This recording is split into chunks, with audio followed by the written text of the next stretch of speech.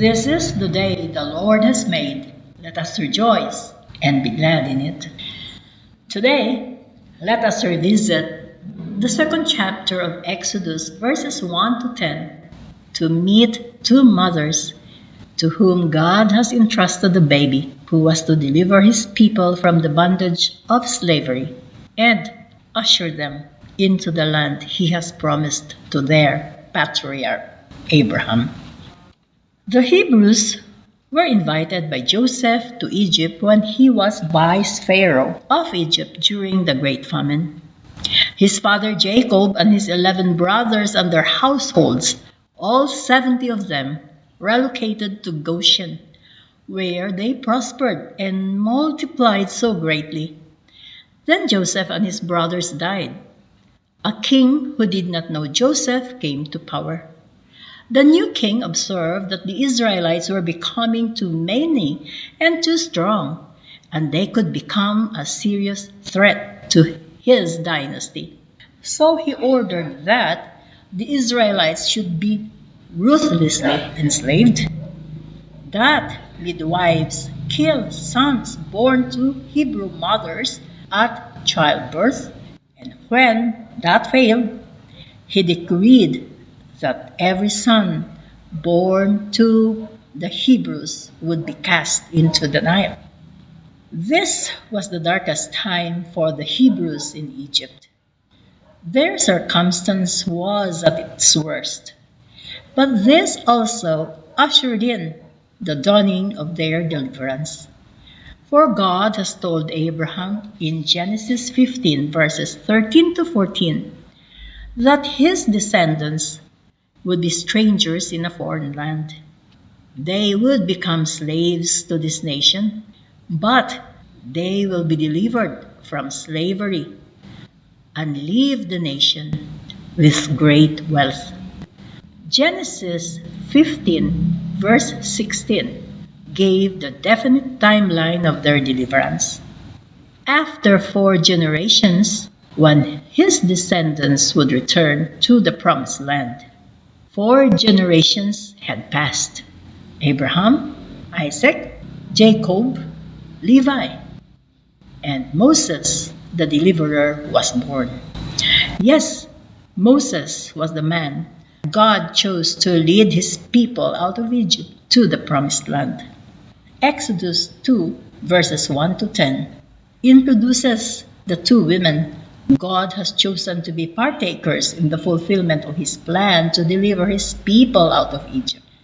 2 women many of us do not know, although the story of Moses has been told thousands and thousands of times over the centuries. Very little is told about his 2 mothers.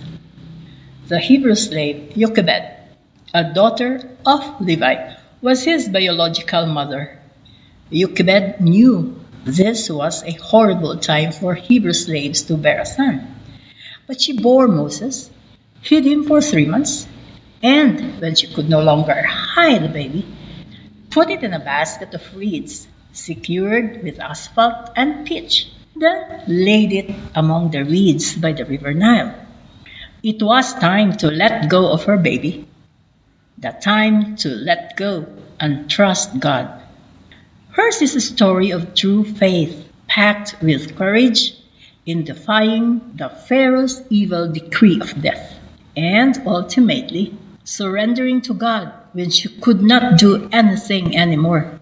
This act of faith was rewarded by God. Her baby was brought back to her for nurture until weaning time. This gave her enough time to teach him the heritage of his people. Then she surrendered him for the second time to the princess who would prepare him for his important task in leading the exodus of God's people. Jochebed's faith is recounted in the Hall of Fame of Faith in Hebrews 11:23. The princess, the Pharaoh's daughter, was at the river Nile for her bath when she spotted a basket. She sent her maid to get it, and when she opened it, a baby cried. Knowing of her father's decree, she rightly surmised it was a Hebrew baby. She had a tremendous compassion on this baby. There and then, she defied her father's decree and saved the boy. She adopted him as her own son. She named the boy Moses because she said, "I drew him out of the water." The water being the Nile, which was a river of life to the Egyptians. She saved him from death, raised him as a prince in the courts of Pharaoh, and provided him with an excellent education. The princess was named by the Jewish Medrashim Bithia, or daughter of God in Hebrew. She is honored by the Jews as a righteous Gentile, a non-believer who has helped God's people in a significant way. The slave and the princess, two women from opposite ends of the social strata with conflicting religious beliefs, rendezvoused at the Nile to become partakers in God's redemption plan for his people. A Hebrew and a Gentile, both appointed by God to be mothers to a baby who was to deliver God's people. They not only preserved the baby's life, but also made possible the survival of the entire Hebrew nation. Jochebed loved her son very much. She let him go. She had saved her son's life by relinquishing her maternal rights to Princess Bithia, who took on motherhood out of compassion and prepared Moses for his task. In Acts 7, verses 21 to 22, Stephen says, and I quote, "Pharaoh's daughter adopted him and raised him as her own son. Moses was taught all the wisdom of the Egyptians, and he was powerful in both speech and action." Unquote. No wonder then Moses could write the Pentateuch or lead a people, for he was educated by Bithia to become a prince of Egypt. Two mothers. Jochebed instilled in him his Hebrew heritage and faith. Bithia trained and prepared him to be a leader. Behind the scene, God is now laying out the roadmap to the promised land as he promised to Abraham. What can we glean from this narrative? Firstly, God counts on mothers to be partakers in the unfolding of his plans for children he entrusts to them. He entrusted Moses to Jochebed and Bithia. Two things are remarkably obvious here. One, God's definition of mothers transcends biological kinship. Our motherhood may not be exclusive to our own offsprings or to those of our siblings alone, but is extended to every child God sends our way for nurture, be it physical, emotional, spiritual. Two, God trusted even an unbeliever to raise Israel's deliverer for almost 40 years in the palace of the enemy. The sovereign God drew the pagan princess into the picture to equip Moses for the task ahead. God prepares those he will use. Secondly, Psalm 127 verse 3 reminds us that children are a gift from the Lord. They are a reward from him. God has gifted us with the stewardship of our children. That is why we are urged in Proverbs 22 verse 6 to direct our children onto the right path, and when they are older, they will not leave it. As believers, directing our children onto the right path means bringing them up in the Word of God. This prepares them in their life journey.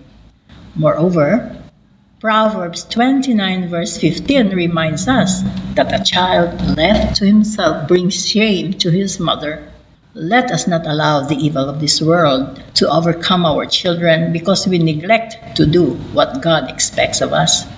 Just like Jochebed and Bithia, we are the compassion and kindness of God. But it is also incumbent upon us to say no to our children and to be firm with them when God's righteousness is compromised and His teachings violated. With love, we chastise them.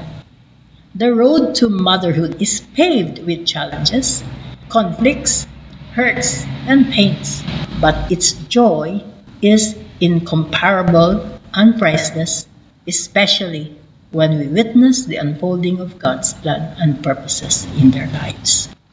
Thirdly, there is a time to let go and let God. When Jochebed could do nothing anymore, she released her baby to God. When Moses left his adopted mother to lead the exodus of his people, it must have caused her so much pain. There are times when, despite our prayers and intercessions, things don't just turn out the way we expect them to. Sometimes, just like the mothers of Moses, we have to give up something precious to us, something we cherish so much. In times like this, godly mothers walk by faith and trust that God knows our burdens and He is always working for the good of His children. Pain of losses, giving up, and letting go are part and parcel of our walk with the Lord. These are the building blocks of our deeper faith. And when our children see that we are steadfast in our faith despite adversities, then they will be steadfast too when their turn comes. Brothers and sisters in Christ, motherhood is a God-given gift of stewardship, a high calling, and for some, our greatest joy. What a privilege to serve God by nurturing a child, so that God's plan and purpose may unfold and be fulfilled in his or her life. Let me close now by sharing with you a poem by Temple Bailey, A Mother's Walk. The young mother set her foot on the path of life. "Is this the long way?" she asked. The guide said, "Yes, and the way is hard. You will be old before you reach the end of it. But the end will be better than the beginning." But the young mother was happy, and she could not believe that anything could be better than these years. So she played with her children, gathered flowers for them along the way, and bathed them in the clear streams. As the sun shone on them, the young mother cried, "Nothing could ever be lovelier than this."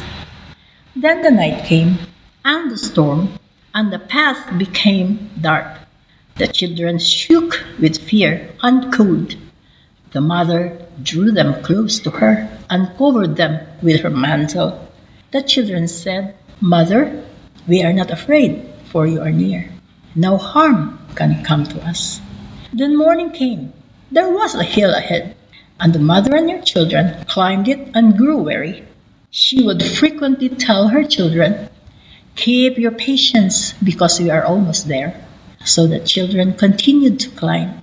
When they reached the top, they said, "Mother, we would not have done it without you." When the mother laid down at night, she looked up at the stars and thought, "This is a better day than the last, for my children have learned fortitude in the face of hardness. Yesterday I gave them courage. Today I have given them strength." The next day, strange clouds appeared which darkened the earth, clouds of war, hate, and evil. As the children groped and stumbled, the mother said, "Look up, lift your eyes to the light." The children looked. They saw above the clouds an everlasting glory, and it guided them beyond the darkness. That night the mother said, "This is the best day of all, for I have shown my children God." The days went on, and the weeks, and the months, and the years. The mother grew old, and she was little and bent over. But her children were tall and strong, and walked with courage. When the way was rough, they lifted her, for she was as light as a feather. At the last they came to the top of a hill. They could see a shining road with a golden gate that opened wide. The mother said, I have reached the end of my journey.